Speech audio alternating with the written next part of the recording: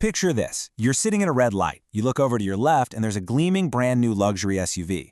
Then you glance to your right. There's a faded 15-year-old sedan with a visibly dented bumper. Now be honest, which driver has a higher net worth? We are completely conditioned to assume it's the person in the SUV, right? But statistically, the person behind the wheel of that faded sedan is actually far more likely to be a millionaire. Welcome to This Explainer. Today, we're unpacking the behavioral economics behind why driving a so-called beater might just be the absolute smartest money move you ever make. It creates this instant tension on our minds, doesn't it? Like, why on earth would someone with serious money, someone who could literally walk into a dealership and buy a luxury vehicle in cash, willingly drive a faded, dinged-up 15-year-old car? It goes against literally everything we see on our feeds and on TV. Is it just about being incredibly cheap? Or is there a much deeper psychological strategy at play here? Keep that question in the back of your mind as we go through this, because the answer is going to completely flip your understanding of modern wealth.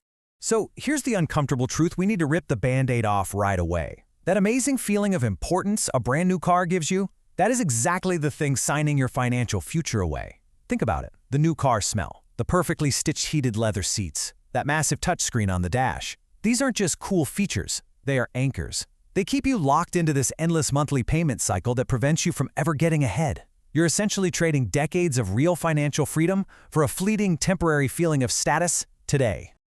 Okay, let's dive into exactly why this happens. Section 1. The ultimate ego trap. Why do we care so incredibly much about the opinions of complete strangers at traffic lights? Well, here is the painful reality of our consumer behavior. People who are trapped in the cycle of being broke typically buy based on status value. They buy based on how a car makes them feel, right? They obsess over whether they can magically squeeze that huge monthly payment into their budget. They're buying feelings. Wealthy people, they operate entirely differently. They buy strictly based on transportation value. To them, a car is just a utility, a tool to get from point A to point B reliably. They optimize for the absolute lowest total cost. They don't buy feelings, they buy function.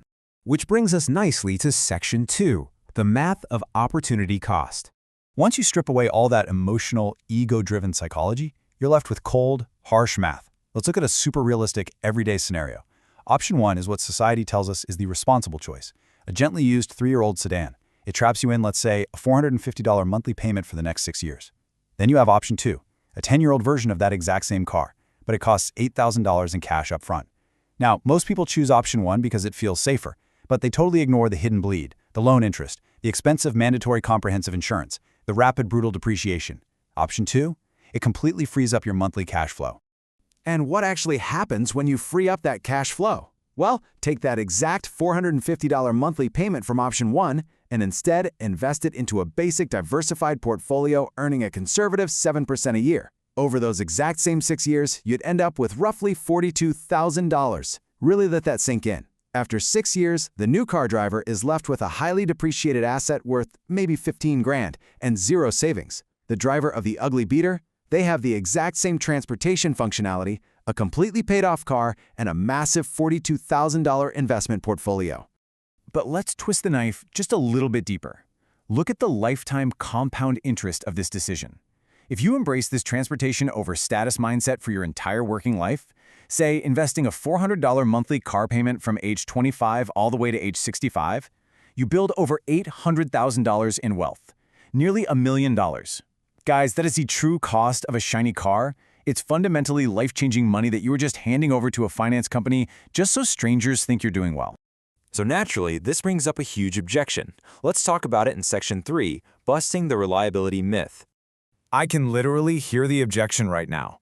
But old cars constantly break down. The repair bills will bankrupt me, right? Well, this brings us to what we call the reliability paradox. We automatically assume newer means more reliable. But modern cars are essentially just rolling supercomputers at this point. When a complex electronic module or some proprietary sensor fails on a new car, it is a catastrophe. It requires specialized diagnostic tech, and it costs an absolute fortune. A 15-year-old car simply doesn't have those hyper-complex systems. When something breaks on an older, simpler vehicle, it's almost always mechanical, straightforward to identify, and incredibly cheap to fix. Skipping the complex tech actually keeps you out of the mechanic shop.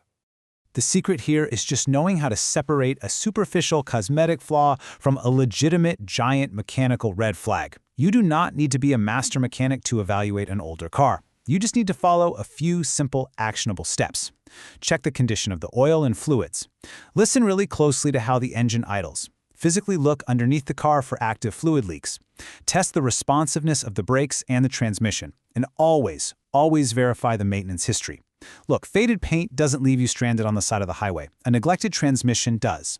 Once you learn to spot the difference, the fear totally vanishes. Moving right along to Section 4, the psychology and the story. So, data and mechanics are great, but let's look at how this mindset actually operates in the real world, especially in high-stakes professional environments where you'd assume your image is absolutely everything. Take this real conversation with a highly successful millionaire real estate investor. This guy would consistently show up to massive, high-level property meetings driving a battered truck that looked like it literally belonged in a demolition derby. When someone finally asked him why he didn't upgrade, he just laughed. He noted his $3,000 truck ran perfectly, and the money he saved over 5 years by avoiding a massive luxury car payment, it allowed him to purchase 4 separate rental properties. He successfully decoupled his status from his transportation, and by doing so, created massive financial leverage that set his family up for life. And that leads to a really fascinating hidden benefit. Section 5, the power of financial camouflage. This is a totally unexpected, maybe even slightly uncomfortable truth about society. Driving an ugly car acts as an active shield. We call it financial camouflage. When you drive around in a faded 15-year-old sedan, you become practically invisible to predators. Think about it. Criminals generally assume that someone driving a beat-up older car doesn't have a $2,000 laptop sitting on the passenger seat. You just aren't a lucrative target for theft. By aggressively blending in and looking like you have absolutely nothing of value, you effectively protect yourself from unwanted attention and crime. It's brilliant. But honestly, the camouflage gives you something even better than that. It gives you this visceral, everyday psychological freedom. Imagine going to a packed grocery store on a Sunday and feeling absolutely zero panic when a massive SUV parks mere inches from your door. Imagine never stressing about minor scratches, never feeling the crushing societal pressure to spend your entire Saturday morning detailing your wheels. And better yet, it naturally filters out superficial friends who only value you for your perceived wealth. The mental relief of not having to constantly perform for society is just incredibly liberating. Let's bring this all home in Section 6, reprogramming your self-worth. Driving an ugly car forces you to directly confront your own relationship with materialism. It acts as a literal mirror to your own insecurities. Look, society, driven by brilliant billions of dollars in marketing, lies to us daily. Car commercials almost never actually talk about A to B transportation. Have you noticed that? They sell identity. They sell the illusion that your professional capabilities, your attractiveness, and your underlying worth as a human being are tied directly to the piece of metal sitting in your driveway. When you intentionally drive an older car, you are actively rebelling against that multi-billion-dollar lie. Seriously, let's break down exactly who you are trying to impress. Who genuinely cares about your shiny new car? Complete strangers in traffic? And deeply insecure people who are probably secretly drowning in debt themselves to maintain their own image. Now, who doesn't care? Your real friends, your loving family, and the colleagues who actually respect your real skills and your work ethic. The only people judging your car are the people whose opinions shouldn't ever dictate your financial reality in the first place. So here is the ultimate takeaway from all of this. You absolutely must decouple your self-worth from your possessions. Prove to yourself that you can be profoundly happy, truly confident, and highly respected without needing a depreciating status symbol to announce your arrival to the world.